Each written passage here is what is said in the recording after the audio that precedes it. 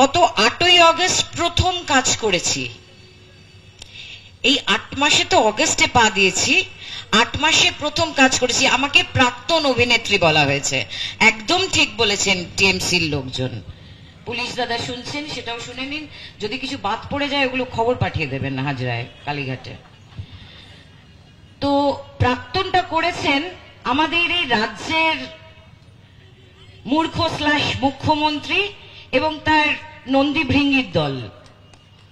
তার কারণ আমি যদি 21শে জেলায় দিদির ছাতার তলায় বা দিদির আঁচলের তলায় মুখ লুকিয়ে যেতাম, আজকে টিএমসি থেকে বিজেপি, বিজেপি থেকে টিএমসি কিরকম একটা ওই কিতকিত খেলার মতো করে খেলছে আমাদের অভিনেত্রী অভিনেতারা। সেই রকম করে যারা আমাকে সিপিএম এর ছিলেখা বলেছিল, সিপিএম ছিলেখা, ভাগ্যিস আজকে সেটা প্রমাণিত হয়ে গেল। এই যে আমার বাড়ির সামনে ব্যানার পড়ে অসভ্য শ্রীলেখা মিত্রকে সামাজিকভাবে বয়কট করুন, এখান থেকে দূর হটাও, মানে এটা দেখে আমি হাসবো না কি করব?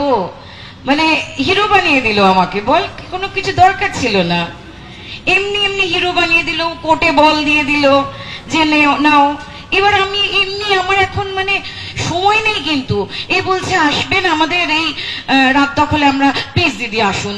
ওরা বলছে না না দিদি ওখানে যেতে হবে না, প্লিজ তুমি একটু এখানে এসো।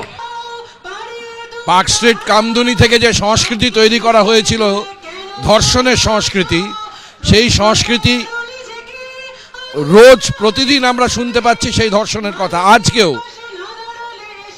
তো সুতরাং এই যে তিলোত্তমার বিচার না পাওয়া, এটা একটা ভয়ঙ্কর রকমভাবে রাষ্ট্রীয় ষড়যন্ত্রের ফল, এবং এটা যে কোনো সময় যে কোনো মানুষের ক্ষেত্রে হতে পারে,